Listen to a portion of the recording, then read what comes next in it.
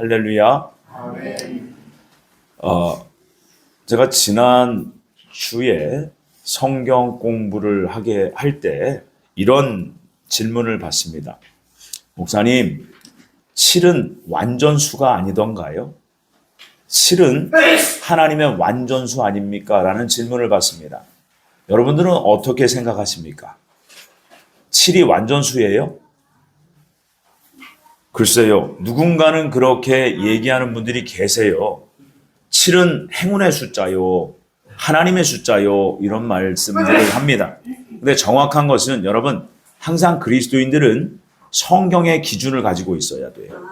성경에서 7이라는 숫자가 완전수라는 그러한 말씀은 없어요. 그런데 왜 이렇게 됐을까?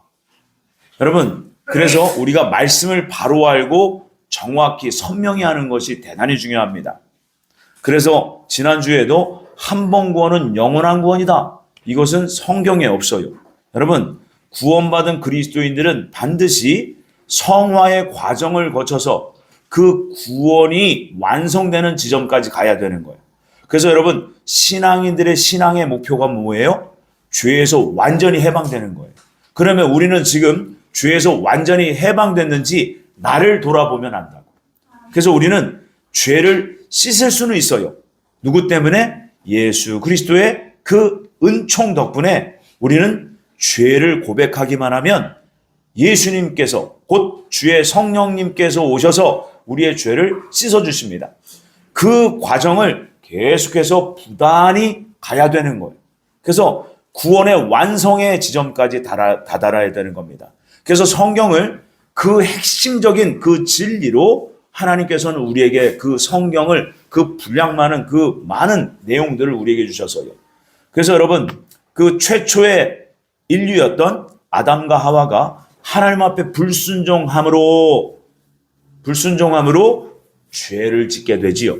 그 죄로 인해서 여러분, 마귀의 성질인 죄의 성질이 우리 안에 들어오게 돼서 그 아담과 하와가 선악과를 먹으면서 눈이 밝아져서 자신들이 벗은 줄을 알았더라. 그래서 수치스럽고 부끄러워서 나무 뒤에 숨어버립니다.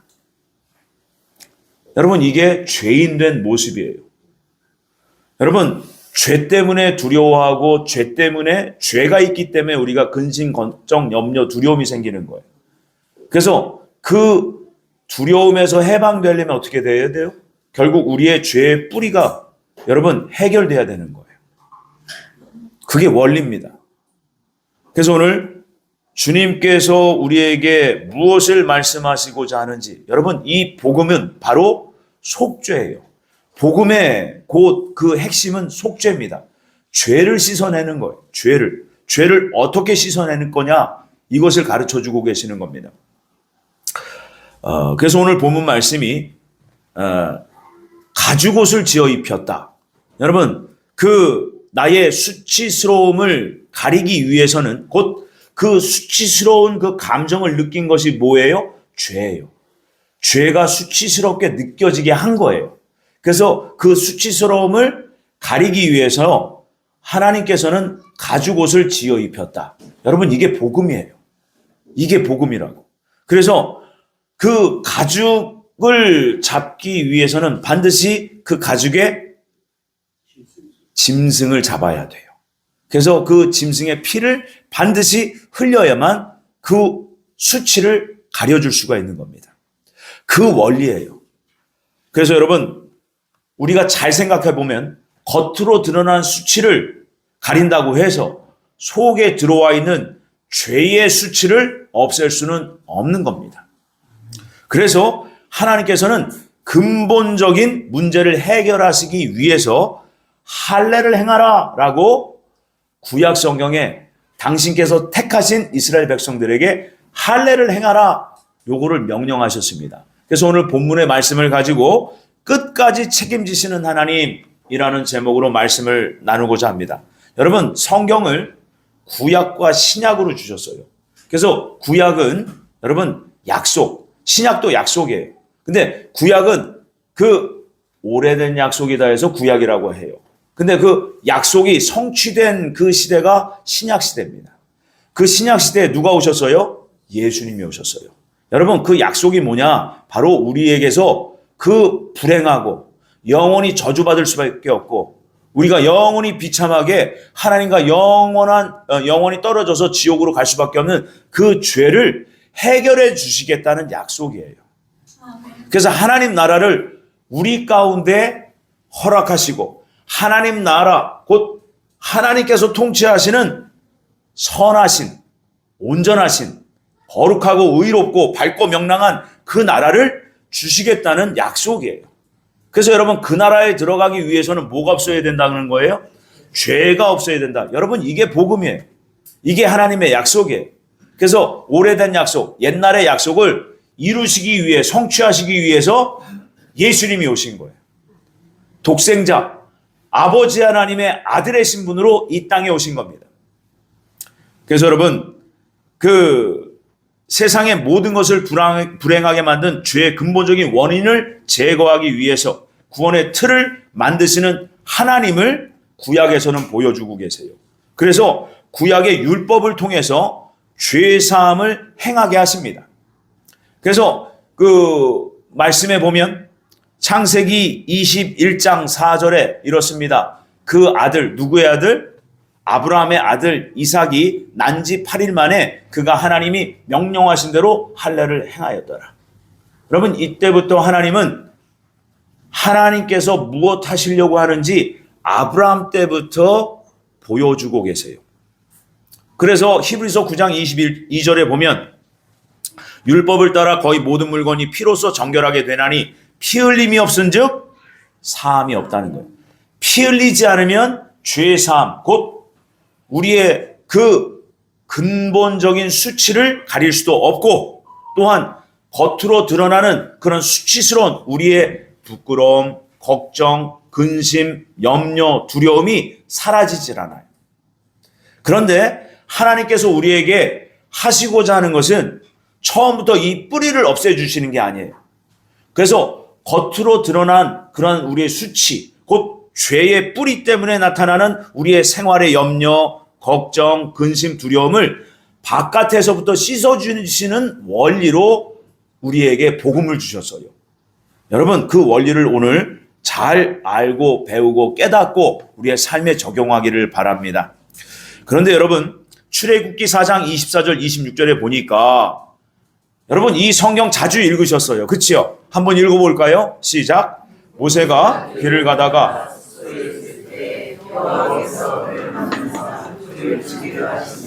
십보라가 돌칼을 가져다가 그의 아들의 포피를 베어 그의 발에 갖다 대며 이르되 당신은 참으로 내게 피난편이로다 하니 여호와께서 그를 놓아주시니라. 그때의 십보라가 피난편이라 함은 할례 때문이었더라. 아멘. 아브라함 때부터 하나님께서 명령하셨어요. 자, 남자가 태어나면 8일 만에 할례를 행해야 돼요. 근데 모세는 뭘 안 한 거예요? 그 아들에게 할례를 행하지 않았어요. 여러분, 이 말씀이 무엇을 의미할지요? 자, 할례를 행한다는 실제적인 의미는요, 신명기 10장 16절에서 하나님께서 근본적인 그 하나님의 뜻을 보여주십니다. 겉으로 하지 말고 무엇으로 하라는 거예요? 마음에다 하라는 거예요. 결국 겉으로 육신으로 행하는 할례는 여러분 영원히 죄를 없애지는 못해요. 근데 하나님께서는 근본적인 그 죄의 뿌리를 없애시려고 그래요.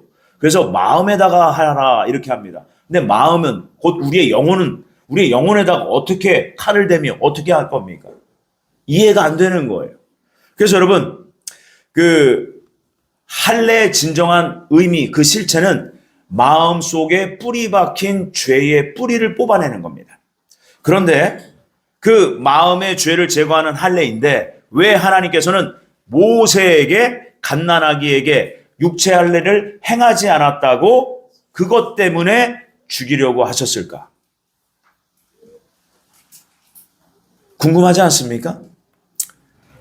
모세가 아들에게 할례를 행하지 않았기 때문에 하나님께서 죽이려고 하셨다는 것은 여러분, 구약은 성경의 진리를 하나님의 뜻을 올바르게 깨닫게 하기 위한 모형이라고요. 모형. 구원의 섭리, 구원의 설계도가 그 안에 담겼어요. 그래서 모세는 곧 하나님의 영이시요 그리스도의 영이신 곧 성령님의 모형이에요. 모세가.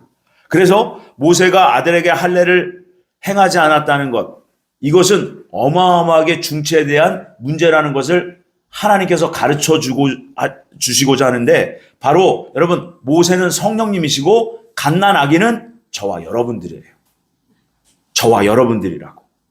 그래서 여러분, 할례의 최종 책임은 성령님께 있는 거예요. 우리들이 믿는 아버지 하나님께 있는 거예요. 여러분, 이것을 그 영적인 아버지신 하나님께서 우리의 죄 문제를 최종적으로 책임져 주시겠다는 그 사랑의 메시지예요. 하나님께서 하시겠다는 거예요.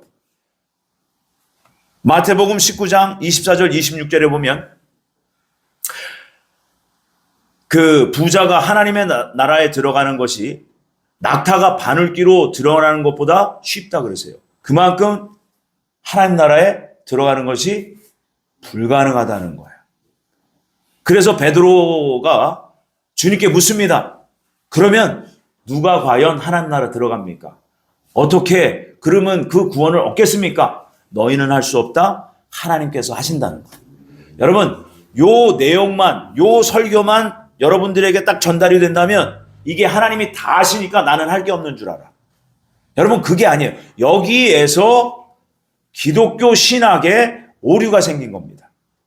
그래서 하나님의 은혜로 다 되는구나. 맞아요, 그것은. 그런데 여러분, 그 할례를 받기 위해서 여러분, 내가 할 일이 있고 하나님께서 전적으로 행하여 주실 일이 있다는 것을 이해하셔야 됩니다. 그 말씀이 로마서 8장 27절 28절이에요. 우리 한번 같이 읽어봅니다. 시작. 마음을 살피시는 이가 성령의 생각을 아시나니 이는 성령이 하나님의 뜻대로 성도를 위하여 간구하심이니라. 우리가 알거니와 하나님을 사랑하는 자 곧 그의 뜻대로 부르심을 입은 자들에게는 모든 것이 합력하여 선을 이루느니라. 아멘. 여기서 합력하여 선을 이룬다 하신 그 말뜻이 우리끼리가 아니에요. 그건 2차적. 여러분, 성령님과 함께 합력하라는 거예요. 여러분, 우리가 구원은 하나님의 은혜로, 전적인 하나님의 은혜로 우리의 구원이 이루어진 거예요. 믿음이 생겨난 거예요. 믿어진 거예요. 내가 믿겠습니다 해서 믿어진 게 아니라 하나님께서 은혜를 베푸셔서 우리가 믿어짐으로 말미암아 구원을 받게 하신 거예요. 이게 전적인 100% 하나님의 은혜, 하나님의 선물이라고 성경은 증거합니다. 그 이유가 문제예요. 그 이유부터는 여러분, 우리의 선한 의지를 들여서 성령님께서 우리 안에 감동을 주시고 또한 말씀, 그 하나님의 말씀을 통해서 우리에게 도전받게 하시고 그 방향을 가르쳐 주시는 거예요. 그래서 우리가 의지를 들이지 않으면 성령님이 감동을 하셔도 우리가 불순종합니다. 하나님의 그 올바른 진리의 생명의 말씀을 듣고도 우리가 불순종하는 거예요. 그러니까 그 불순종하는 것을 바로 악한 의지라고 그래요. 불순종하는 의지를. 그러니까 하나님 말씀을 듣고 성령의 감동이 올 때 우린 뭘 해야 돼요? 그 말씀과 감동 앞에 우리는 순종하는 의지를 드려야 되는 거예요. 그게 바로 성화예요. 그 성화를 놓치면 여러분, 엉뚱한 방향으로 가고요. 나중엔 타락해버리고요. 구원을 잃어버리게 돼 있어요. 그래서 사도 바울이 모든 교회 성도들에게 말씀하신 거예요. 너희는 이 땅을 살아가는 동안 구원을 두렵고 떨림으로 이루어가라. 구원을 이루어가는 중이란 말이에요. 구원이 완성된 게 아니라. 근데 이것이 다 됐다라고 그렇게 믿기만 하라고 그러니까 신앙의 방향이 다 없어진 거예요. 그러니까 뭘 위해서 신앙생활을 해야 되는지 모르는 거예요. 신앙생활을 제대로 했다가 나중에는 잘못된 교리를 듣고 어떻게 되느냐? 종교 생활만 하게 되는 거예요. 종교 생활. 왜? 하나님의 은혜로 다 되니까. 하나님께서 다 하신다고 했으니까 나는 할 게 없다는 줄을 아는 거예요. 할 게 없는 줄 아는 거예요. 그래서 여러분, 합력하여 선을 이루어가라, 이 말씀은 성령님과 함께 선을 이루어가는 과정이 있다는 거예요. 이게 성화 과정이에요. 자, 모형적으로 보면 모세가 출애굽, 애굽에서 이스라엘 백성을 이끌어내고 그리고 광야를 지나가는 동안 그 모세가 곧 이스라엘 백성을 이끄는 그 모든 과정이 성령님과 합력하여 성화를 이루어가는 과정. 바로 연단받아 정결케 되어져 가는 과정. 곧 예수 그리스도께서 십자가에서 예비하신 그 사지 은총을 성령님을 통해서 공급받는 과정이에요. 그래서 우리의 몸의 행실을 제가 자꾸 얘기하는 거예요. 몸으로 겉으로 드러나는 언어의 부정적인 것들, 말의 어떤 그런 잘못된 어떤 불평, 이런 모든 것들이 여러분 회개하고 이걸 돌이켜야 돼요. 이걸 회개하지 않으면 이거 절대 안 고쳐집니다. 그러니까 죄를 쌓고 사는 거예요. 구원받은 하나님 백성들이. 그리고 마음속에서 일어나는 부정적인 생각들, 음란한 생각, 거짓말하고 싶은 생각, 승질내고 싶은 것들, 이 모든 것이 속에서 일어난단 말이에요. 그래서 이 모든 것이 마음의 행실이라는 거예요. 그래서 몸의 행실, 마음의 행실을 예수 그리스도께서 그 십자가에서 물과 피를 다 쏟아주심으로 그 사죄의 은총이, 보혈의 은총이 예비된 겁니다. 그 예비된 보혈 은총을 공급하시려고 보혜사 성령님을 보내주신 거예요. 그래서 주 예수 그리스도를 믿으면 곧 여러분 성령을 선물로 받게 돼 있어요. 성령님께서 오신 목적, 우리의 행실을 닦고 또 닦으라는 거예요. 여러분 잘 보면 또 이런 생각이 들어요. 하나님 해주려면 그냥 한 번에 다 끝내주시지. 이걸 왜 그렇게 했을까? 여러분 하나님을 알아가라는 거예요. 알아가라. 하나님을 경험적으로 알아가야 하나님이 진짜 진정 나를 위해서 얼마나 희생적인 사랑을 베푸셨는지를 알 수가 있다는 거예요.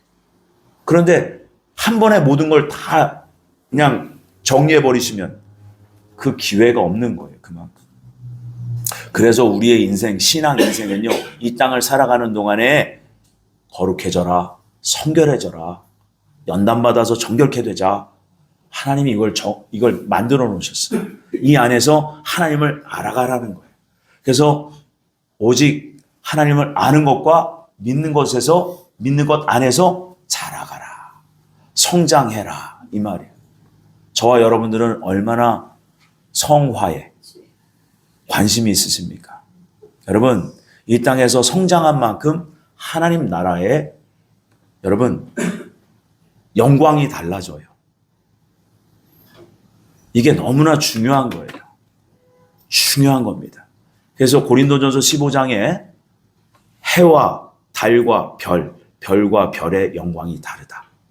하나님 나라에서 누구는 영원히 해 같은 큰 영광 가운데 큰 상급으로 큰 사랑으로 영원히 사실 분이 계시고, 어떤 분들은 달과 같은 영광으로 달과 같은 사랑으로 영원히 사실 분이 계시고, 어떤 분들은 별의 영광으로 영원히 사실 분도 계세요.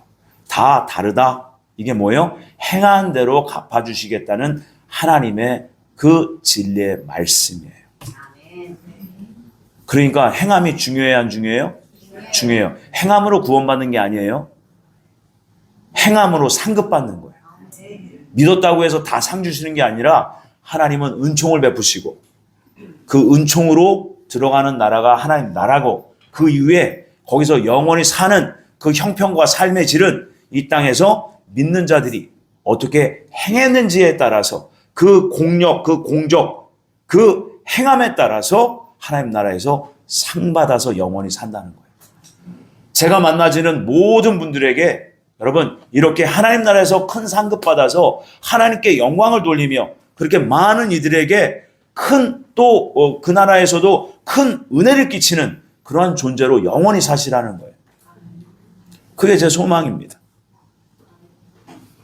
그래서 여러분 성령님과 함께 합력하여 선을 이루어가는 것. 곧 선은 이 땅에 전혀 없어요. 인간이 타락한 이후로 이 땅에는 선한 것이 하나도 없어요. 그래서 어떤 그 예수님을 따르던 사람이 예수님을 따라오면서 선하신 선생님이여 했을 때 예수님 뭐라고 그러세요? 선하신 분은 오직 하늘에 계신 아버지 한 분이다. 예수님은 그럼 선하지 않는가? 여러분 여기에서 이제 이해가 안 되는 거예요. 예수님도 선하세요. 근데 예수님께서 하늘에 계신 하나님보다 자신을 낮춰서 겸손하신 하나님의 모습을 보이신 것이고 첫 번째. 두 번째, 예수님이 육체로 있고 계시기 때문에 그렇게 또 표현하신 거예요. 그래서 여러분, 내가 할 일은 이 세상을 살면서 하나님 말씀 앞에 선한 의지를 드리는 거예요. 그게 바로 순종입니다. 그래서 하나님께서는 우리를 순종하는 의지를 키워주시기 위해서 우리의 생활 가운데 우리를 낮추세요. 그게 바로 우리의 생활에 어려움으로 닥치는 거예요. 시련, 역경, 환난, 고난으로 찾아오게 돼 있어요. 그래서 그 가운데에서 마음을 지켜라. 너의 신앙, 그 믿음을 내가 보겠다. 하나님 이러시는 거예요. 그래서 여러분, 우리가 고난과 시련과 역경이 닥칠 때 여러분 예수님을 붙잡고 예수님을 바라보고 예수님을 의지하셔야 돼요. 근데 많은 분들은 내 힘으로 내 능력으로 내가 가진 소유, 내 재산, 세상의 돈과 권력으로 해결해 보려고 그래요. 여러분, 이것은 되지도 않을 뿐더러 한계가 있어요. 여러분, 하나님께서 치유하시면 완벽합니다. 사람의 의술이나 여러분 사람의 지식으로 쌓아놓은 어떤 의학으로 여러분 치료하는 것은 한계가 있어요. 하나님이 하시면 완벽합니다. 그래서 내 안에 계신 성령님께서 나의 의지를 도와주셔서 우리가 선을 행하려고 할 때마다 우리의 의지를 도와주셔서 선으로 익어가게 하시는 거예요. 그래서 예수 그리스도의 형상을 본받으라 이렇게 얘기하신 겁니다. 선으로 익어가게 하신다는 거예요. 그래서 로마서 8장 23절에 성령의 처음 익은 열매를 받은 우리라고 사도 바울이 표현하셨어요. 완성됐다 이 말이에요. 내 영혼이. 근데 아직까지는 내가 육체를 입고 있기 때문에 내 몸의 구속을 기다린다. 몸의 부활을 내가 학수고대하며 기다린다. 요 말씀을 하신 겁니다. 그래서 여러분, 하나님께서는 구약에 이스라엘 백성들을 택하셔서 이스라엘 백성들을 구원받은 하나님 백성으로 모형으로 만드시고 또 모세는 광야를 지나가는 이스라엘 백성들을 인도하는 영도자로 곧 성령님으로 만드시고 또 가나안 땅에 들어갈 때는 모세가 들어가요? 안 들어가요? 안 들어가요. 바로 여호수아가 들어갑니다. 여호수아, 예슈아, 바로 예수님이세요. 곧 예수님께서 광야에서도 일해주셨고 또 가나안 땅에 들어갈 때도 예수님이 하시는 거예요. 근데 예수님이 모든 이 땅에서의 십자가의 그 사역을 마치시고 승천하시고 누굴 보내주셨어요? 보혜사. 그래서 예수님도 보혜사고 성령님도 우리들의 보혜사세요. 그래서 예수님으로 우리 각자에게 임하실 수 없기 때문에 성령님으로, 보이지 않는 성령님으로, 무소무지하신 그러나 분명히 존재하시는 성령님으로 우리 모두에게 임하신 겁니다. 아멘. 그 성령님이 지금 우리를 이끌고 계세요. 아멘. 그분의 말씀 앞에, 그분의 감동 앞에 우리가 순종하는 그 삶을 사셔야 된다는 겁니다. 아멘. 그래서 그 가나안 땅을 천국의 모형으로 보여주신 거예요. 가나안에 들어가려면 죄를 가지고는 못 들어간다는 것을 이스라엘 백성들을 통해서 모형적으로 가르쳐 주신 겁니다. 그래서 여호수아 5장 7절에 보니까 여기서 대단히 중요한 말씀, 그 구절이 뭐냐면 길에서예요. 바로 이스라엘 백성들이 40년 광야를 지나는 동안에 길에서는 할례를 행하지 못했다는 겁니다. 곧 이 얘기는 영적인 의미로 다시 해석하면 곧 40년의 광야 연단을 마쳐야만 그 곧 마음의 죄를 뽑아낼 수 있는 마음의 할례를 행한다는 거예요. 이해됐습니까? 길에서는 할례를 행하지 않았다는 거예요. 이 광야 연단이 끝나야 된다는 겁니다. 그러면 우리 모두 똑같이 40년이냐? 아니요. 각자가 다 달라요. 분량이 다릅니다. 그래서 여러분, 우리의 마음의 동기를 얘기를 드린 거예요. 마음의 동기가 선하냐 악하냐 여기에 따라서 여러분 대단히 중요한 큰 결과가 나타나요. 그래서 여러분 길에서는 할례를 행하지 못하고 그 여호수아 5장 3절과 9절에 보니까 여호수아가 이미 모세는 광야 끝에서 모세는 사라집니다.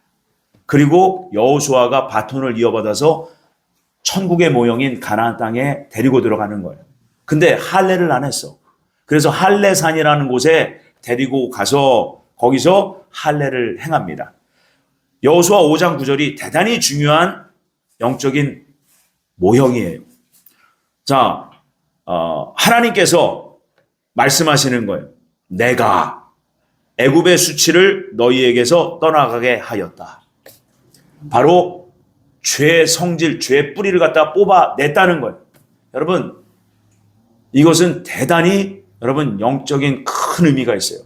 천국의 모형인 가나안 땅에 들어가기 직전에 입구에서 여러분 반드시 우리는 죄 뿌리를 뽑게 돼 있어요. 근데 성경에서 하나님께서 우리 구주 예수님께서는 우리에게 신앙의 목표를 일으켜 주셨어요. 이 땅에서 하자 이거예요. 이 땅에서 육체를 입고 사는 동안에 이 죄 뿌리를 뽑는 것이 여러분 신앙의 목표예요. 그래서 회개하라 천국이 가깝다라고 말씀하신 겁니다. 그래서 마음의 할례를 받지 못하면 하나님께서 약속하신 땅에 못 들어간다는 것을 모형적으로 보여주시는 거예요. 이게.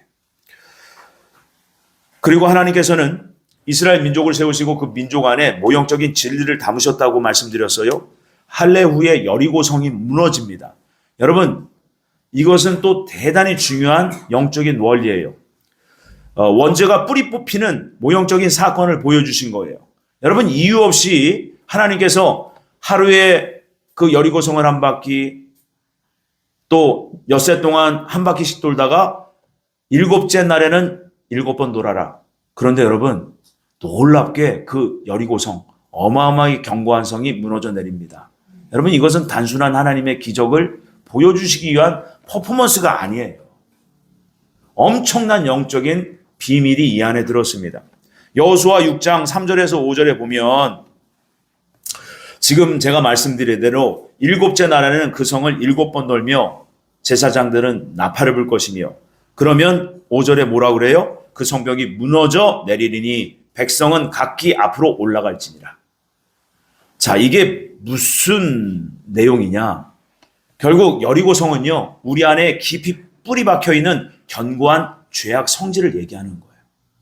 그러니까 결국 이게 다 무너져 내려야 되는데, 여러분, 이게 이 땅에서 우리가 이미 구원은 받았어요. 그리고 우리가 일주일을 살아요. 그치요?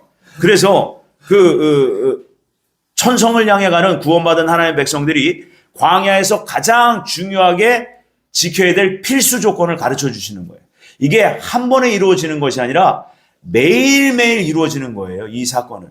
그래서 여러분 6일 동안 세상 속에서 그 생활을 하다가 여리고성과 같은 튼튼한 그 죄의 성을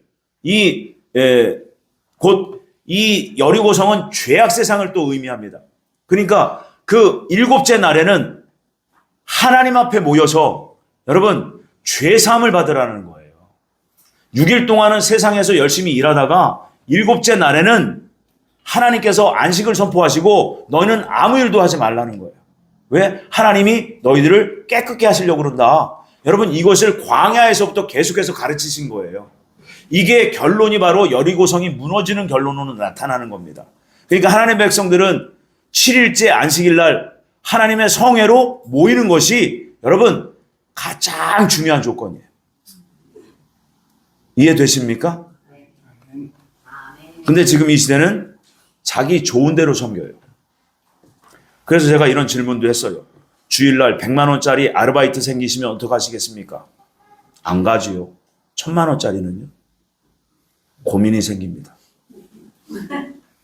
1억이 생긴다면, 1억의 수입이 생긴다면, 근데 하필 그 시간이, 그 날짜가 주일날 11시예요. 여러분, 하나님은 이렇게 우리를 테스트하십니다. 여러분 꼭 기억하십시오. 여러분, 시대가 마지막 때입니다. 지금은 여러분 혼탁해져 있어요. 영적으로. 그러니까 이렇게 해도 되는 줄 아는 거예요. 저렇게 해도 되는 줄 아는 거예요. 그런데 아니에요. 하나님의 말씀은 변하지 않습니다. 누가 변한 거예요? 내가 변한 거예요. 뭐 때문에? 세상이 변하니까 거기에 따라서 내가 변한 겁니다. 그러니까 이렇게 해도 되는 줄 알아. 그러니까 이 시대의 교회가 여러분 대세를 따르고 있는 거예요. 대세. 그러니까 세계 기독교 복음 선교회 WEA 총회가 한국에서 열렸어요. 대세예요. 동성애? 그들도 사람이잖아. 사랑. 이게 헷갈리는 거예요. 헷갈려. 왜 꼭 예수님을 믿어야만 구원을 받아야 돼? 너무 이기적인 거 아니야? 지금이 어느 시대인데 부처를 믿어도 구원을 받을 수 있잖아. 타협이 되는 거예요. 여러분 이게 하나님 앞에서 배도하는 길을 갖고 있는 거예요. 그래서 주님은 데살로니가전서 5장 3절에 분명히 말씀하셨습니다. 너희가 하나님의 백성이 평안하다, 안전하다 할 그때에 주님께서 도둑과 같이 한밤중에 오신다고 그랬어요. 곧 죄를 짓고도 하나님의 백성들이 평안하다, 하나님을 배도하면서도 우리는 안전하다, 이럴 때 주님이 오신다고요. 이제 언제 오실지 몰라요. 그때는 여러분 극한의 환란으로 들어가게 됩니다. 서서히. 그때 되면은 많은 사람들이 주님을 떠나게 될 겁니다. 많은 사람들이 예배를 포기할 겁니다. 왜? 그전에도 쉽게 내가 버려봤거든. 쉽게 내가 내려놔 봤거든. 그러니까 그 환경인 더 극심한 환경에 들어가선 여러분 예배 생각나지도 않아요. 그래서 마지막 때는 위험한 때라고 저는 계속 말씀드리고, 그렇게 해서 하나님의 백성임에도 불구하고 버림받는 하나님의 백성들이 엄청 많아진다는 거예요. 그래서 여러분 광야에서 하나님께서 우리를 시험하시려고 하는 훈련을 꼭 기억하셔야 돼요. 그래서 또 중요한 주일 성수, 안식일 이거를 가르치시고 또 우리의 재정에 대해서도 가르치셨어요. 그 말씀이 출애굽기 16장 20절에서 30절인데 우리가 잘 아는 말씀입니다. 하나님께서 만나를 주세요. 그러면 하루 먹을 것만 딱 거두어라. 욕심내지 마라. 요거예요. 그리고 6일째는 이틀치를 거둬라. 여러분 하루치를 거뒀다가 욕심껏 거두면 그걸 먹다가 남겼어요. 그 다음날 아침 되면 어떻게 돼요? 다 썩어 구더기가 나요. 그게 원리예요. 하나님 백성. 그래서 여러분 6일째는 안식일을 거룩히 지키기 위해서 이틀치를 거둬왔는데 그 다음날이 돼도 안식일 날은 만나가 썩질 않아. 그 원리입니다. 그래서 여러분 하나님께서는 우리에게 하나님 나라 준비를 어떻게 하는지 이 우리의 그 신앙 생활 속에서 가르쳐 주고 계세요. 여러분 7일 동안 일한다고 7일치 재정이 생기는 게 아니에요. 근데 우리 눈에는 그렇게 생기는 줄 알아. 여러분 잘 보세요. 7일치 일을 했다고 해서 7일째 물질이 생기는 것 어찌 보면 산수적으로 당연해요. 하나님의 방법은 그게 아니에요. 6일만 일해라. 7일째는 내가 책임질게. 여러분 이 훈련을 잘 하시면 때가 되고 그 때가 차면요 하나님께서 갑절로 주십니다. 하나님 법대로 안 사니까 여러분 7일째 욕심껏 일하고 7일째 많은 것이 소득이 처음에는 잡혀요. 그런데 이게 기간이 짧습니다. 하나님 백성들에게. 그때 나중에 어떤 일이 생기느냐? 재정이 안 채워져.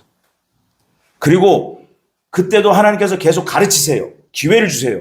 그런데 말을 안 들어. 그럼 어떻게 하느냐? 몸을 치세요. 이게 하나님이 사랑하시는 거예요. 사랑하셔야, 그렇게 해주셔야 하나님께 돌아오거든. 근데 이걸 몰라. 이게 너무나 중요한 원리인데. 세상이 변했다고 하나님 말씀이 변하는 것이 아니고 하나님이 정하신 법이 바뀌는 게 아닙니다. 여러분 이 법을 하나님이 정하신 법을 철저하게 따르셔야 돼요. 근데 세상은 그거를 원하지 않아. 그러니까 여기에서 우리가 괴리가 생기는 겁니다. 괴리. 그래서 두 번째로 죄를 없이 하시는 하나님. 마음의 죄는 어떻게 존재합니까? 7가지로 존재합니다. 그래서 여러분 마태복음 12장에 보면 한 사람이 마음이 청소가 됐어. 근데 이 사람이 아무것도 안 해. 자, 아무것도 안 하는 사람이 뭐냐?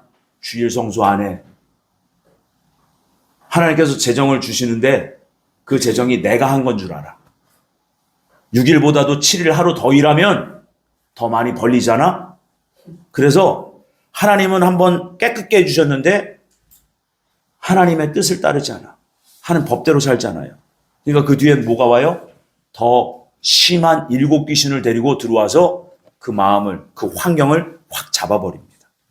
이전보다 더 피폐해진 상태가 되는 거예요. 여러분, 하나님의 백성은 하나님 말씀, 하나님 법 안에서 사셔야 돼요. 근데 이게 싫은 거야. 그러니까 다 편안한 신앙생활을 하고 싶은 거예요. 이게 종교생활이에요. 그걸 허락해줘. 목사님들이. 그러니까 수요예배도 없어요. 금요기도에 힘들어. 새벽기도 아이고 그걸 어떻게 해? 다 없앴어. 이게 마지막 때에 망가지는 거예요. 여러분들 거꾸로 가셔야 돼요. 그래서 예수님은 분명히 말씀하셨어요. 초대교회로 돌아가라. 초대교회로 돌아가라. 마가복음 16장 9절에도 막달라 마리아 얘기입니다. 7 귀신을 쫓아내어 주신 막달라 마리아.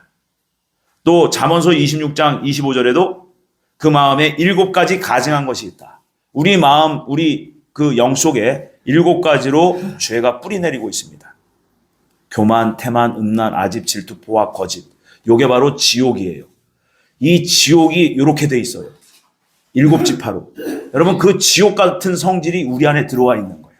그러니까 우리가 성질 내고 혈기 내면 악을 행했다 이 말이에요. 지옥이 올라왔다 이겁니다. 이해되십니까? 아멘. 그래서 결국 하나님께서는 사도행전 13장 19절에 가나안 땅에 불법으로 들어와 있는 7 족속을 하나님께서 멸절시키신다는 거예요. 그래서 하나님께서 하신다 이겁니다. 근데 우리가 하는 것 같지만 하나님께서 행해 주시는 거예요. 우리 뭐만 하면 돼요? 하나님 말씀 듣고 성령의 감동을 올 때마다 순종하면 된다고. 근데 순종이 돼요, 안 돼요? 안 돼요. 왜 그래요? 뿌리가 악해서 그래요. 뿌리가 악해서. 아무리 여기서 올바른 진리의 말씀을 전해도 여러분 듣고 순종해야 돼, 말아야 돼? 환경이 또 와. 주일날 1000만 원짜리 아르바이트. 거길 가야지. 1000만 원인데. 여러분, 이것 때문에 우리가 신앙이 힘들고 또 신앙이 자라지 않는 거예요. 듣기는 들어도 그 말씀이 믿어지지도 않고 그 말씀 붙잡고 살아낸다고 하면서도 잠깐뿐이고 발전이 없는 거예요. 지금 한국교회 다 이렇게 됐어요. 그러니까 영적으로 다 잠들어 버린 겁니다. 예수님의 재림을 얘기하면 이단 아니야? 예수님 반드시 다시 오신다고 했는데 그걸 안 들어. 기다리지도 않아. 여러분 예수님이 오셔야 돼요. 근데 이 시대에 교계 지도자들은 예수님의 재림을 싫어합니다. 싫어해요. 예수님이 초림하셨을 때와 똑같아요. 알면서도 싫어해요. 그래서 여러분 이 죄는 누군가가 책임져야 될 죄 문제라는 것을 레위기 16장 14절에서 가르쳐주고 있어요. 그래서 핏부림이 몇 번이에요? 2종류. 한 번 핏부림이 있고 7번 핏부림이 있어요. 한 번 핏부림은 광야에서 우리에게 공급하시는 사지온총. 7번 핏부림은 가나안 땅 하나님 나라가 우리 안에 들어오시기 위해서 7번 핏부림으로 예비하신 거예요. 죄가 7개니까. 이해되십니까? 그래서 히브리서 9장 27절에 23절에도 하늘에 있는 것들의 모형이라고 말씀하시죠. 그래서 이 땅에서 하는 것이 아니라 하나님의 것으로 해야 된다는 거예요. 하늘의 것으로. 그래서 예수님의 그 피로 로마서 3장 25절에 보면 하나님께서 예수님의 그 피로 화목제물로 세우셨다. 이 세상에 피 흘려주시는 제사를 드리려고 오신 예수님이라는 거예요. 그래서 예수님께서 십자가에서 물과 피를 다 쏟으셨다고 요한복음 19장에서는 말씀하고 있습니다. 말씀을 결론을 내립니다. 고린도전서 15장 57절이 그렇습니다. 우리 주 예수 그리스도로 말미암아 우리에게 승리를 주시는 하나님께 감사하노니.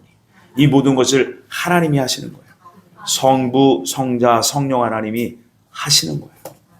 여러분 그분을 늘 모시고 24시간 사시기 바랍니다. 여러분 결단을 하시기 바랍니다. 쉽지 않을 겁니다. 그런데 여러분 그 결단하는 기도를 먼저 드리셔야 돼요. 결단을 하셨으면 여러분 기도하시고 그 기도하면 하나님이 은혜로 도우십니다. 여러분 나는 못해요. 근데 하나님이 도우시면 하게 돼 있어요. 여러분 바뀌어야 됩니다. 그래야 우리가 삽니다. 아멘이십니까? 아멘. 그래서 여러분 매일매일 말씀을 봐야 된다는 거예요. 왜요? 시편 12절 6절에 이렇습니다. 여호와의 말씀은 순결함이요 흑도가니에 7번 단련한 은 같도다. 그래서 주님은 우리에게 이렇게 말씀하십니다. 말씀과 기도로 거룩하여집니다. 아멘. 매일매일 주님의 말씀과 또 그 말씀 앞에 비추었을 때 내가 부족한 것이 있다면 여러분 철저히 회개함으로 하나님 나라 정말 지혜롭게 이 마지막 때에 정말 주님을 기쁘시게 할 정도로 그렇게 잘 준비하는 저와 여러분들이 되시기를 예수님의 이름으로 축원을 드립니다. 아멘. 우리 이 시간은 우리 이혜영 집사님 잠깐 나와주시면 감사하겠습니다.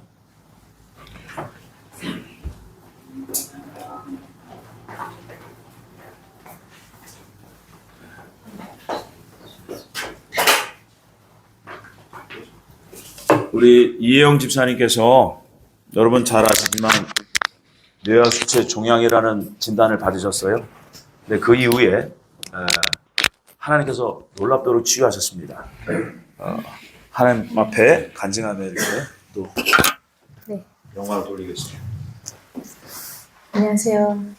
이혜영 집사입니다. 먼저 짧게 기도하고 시작하겠습니다. 하나님 감사합니다. 이 부족하고 제 많은 저를 불쌍하게 여기셔서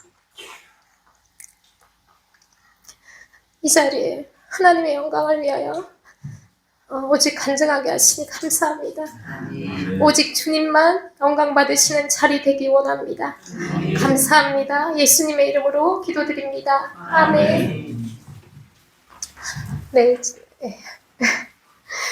저는 부모님이 이제 불교를 믿으시는 집에서 태어났습니다. 그래서 어릴 때는 예수님을 모르고 절에 가서 불상 앞에 엄마 손을 잡고 가서 절을 하는 그런 안타까운 때도 있었습니다. 그런데 주님의 은혜로 믿는 사람들 붙여주시고 20살 때 주님의 은혜로 세례를 받게 되었습니다. 그렇게 한 걸음 한 걸음 주님의 은혜로 지금 이 시간까지 하나님께서 인도해 주셨고 지난 6월달 제가 산부인과 진료를 받게 되었습니다. 그래서 그때 진료 때 혈액 검사를 했는데 프로락틴이라는 수치가 있는데 그 수치가 높게 나왔습니다. 정상은 20에서 23 정도인데 저는 40 정도가 나왔습니다. 그래서 의사는 바로 약물 치료를 하고 싶었는데 일단은 그러면 3개월 후에 경과 보고 다시 약물 치료를 고려해 보자고 했습니다. 그래서 3개월 후에 저는 사실 기도를 하면서도 별로 걱정을 하지 않았습니다. 하나님이 저를 이제까지도 지키셨고 이 수치 아마 정상이 되었을 거라고 그냥 그렇게 저 혼자 이제 기도하면서 이제 병원을 갔는데 수치가 41로 이제 조금 더 상승이 되었고 의사가 이제 약물 치료를 하자 이렇게 권유를 해서 약물 치료를 시작을 했는데 이제 총 6번을 먹어야 되는데 제가 2번을 먹고 나서 몸이 이제 너무 아파서 이제 더 이상 먹을 수가 없었습니다. 그래서 이제 그 약을 중단을 하게 되었고 의사는 이제 큰 병원을 가봐라 이제 큰 병원을 권유를 하였지만 제 마음에는 이제는 중보기도를 요청할 때이구나 이제 그 마음이 와서 이제 목사님께 연락을 드리고 중보기도를 요청하게 되었습니다. 그래서 이제 중보기도 요청을 드리고 추석이 지나고 검사를 이제 3번째 혈액 검사를 진행을 했는데 거기에서 오히려 수치가 3개월 동안은 1 정도가 올라갔는데 이 1개월도 안 된 사이에 10이라는 수치가 상승이 되어서 51 정도가 나왔습니다.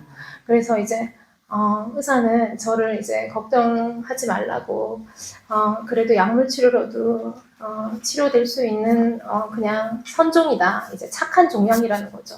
이제 착한 종양이니까 너무 걱정하지 말고 그리고 이제 MRI를 진행하지 않았기 때문에 혹시 없을 수도 있다.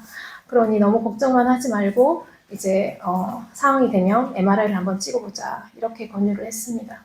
그래서 이제 제가 MR을 찍는 이제 그 일주일 정도의 시간 속에서 사실 이제 9월 달부터 제 머리가 좀 많이 그 전에는 저는 한 번도 두통이 있거나 뭐 불편하거나 이런 증상이 전혀 없었는데 머리가 개운하지 않고 머릿속에 안개가 낀 것 같고 또 기억력도 현저히 좀 이렇게 좀 떨어지고 그런 이제 좀 증상들이 있다 보니 하나님 제가 지금 아이들이 셋이고 남편이 있지만 제가 아프면 이 아이들 돌봐줄 사람이 없고 막내는 너무 어린데 하나님 제가 이제 저의 제약을 보지 마시고 이 아이들을 불쌍히 여기셔서라도 제게 한 번만 더 기회를 주시라고.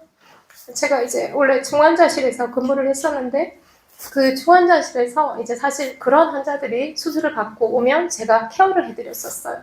그래서 이제 그때 사실 뭐 너무 업무가 가중하다 보니 이제 그분들 한 분 한 분의 상황을 제가 깊이 들여다보지 못했지만 제가 이 병이 있을 수 있다고 이제 이런 상황을 이제 듣고 보니 정말 그 수술의 모든 과정이 떠올랐고 그 이후에 그 어려운 과정들이 머릿속에 들어오니 또 염려도 되고 사실 죽음이라는 것도 생각해 보게 되었습니다.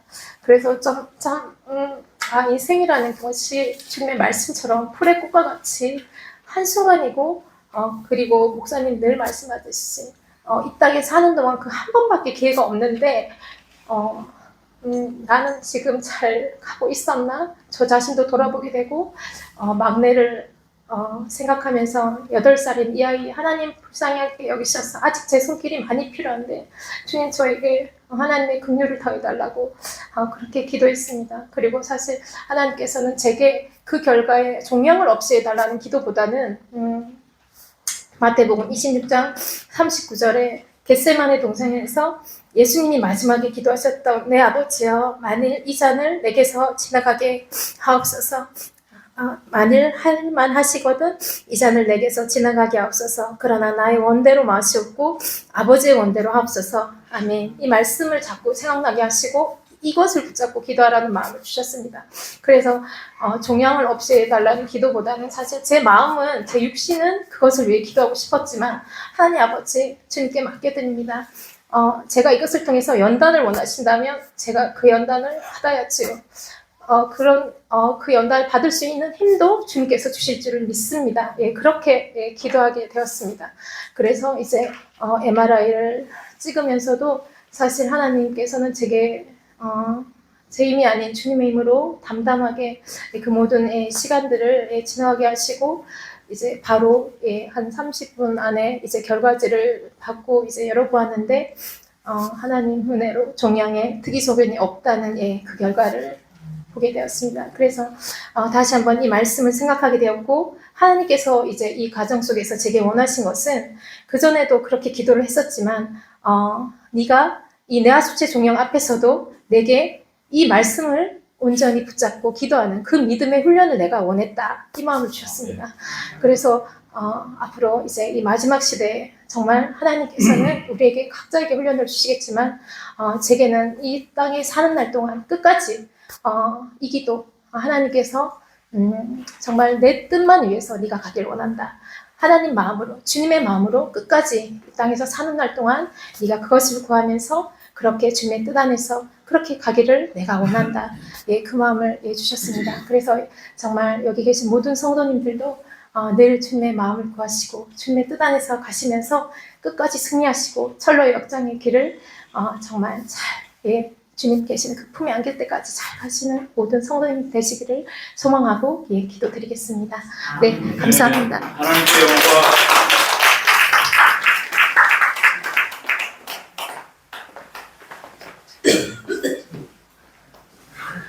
여러분, 또 우리 김현우 전도사님도 폐암이셨어요.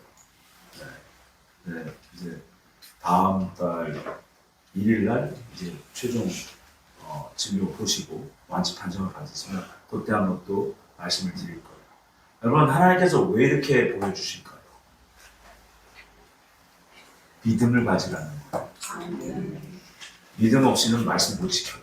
아멘. 믿음 없이는 하나님 나라 못 들어갑니다. 아멘. 이 마지막 때는요 엄청 위험할 때라고 저는 계속 말씀드려요. 뭐가 옳고 그른지 잘 몰라요. 여러분 말씀으로 돌아가야 돼요. 그 하나님이 우리를 기뻐하신다는 증거를 보여주고 계십니다. 여러분 힘을 내시기 바랍니다. 하나님을 기뻐하는 것이 우리들의 힘입니다. 아멘. 우리 찬송 88장 우리 찬송을 볼까요? 우리 찬송 88장 드리고 주님 나의 삶의 염려 이런 것 주님 없어질 때까지 기도하겠습니다. 주님 저에게 이런 삶의 문제들 두려움, 근심, 염려, 걱정 이제는 주님 앞에 다 내려놓고 달려가겠습니다. 주님 저를 도와주옵소서. 우리 자녀를 지켜주시고 우리의 삶의 현장에서 하나님 은혜로 충만히 임하여 주옵소서. 이러한 기도를 잠깐 드리도록 합니다. 88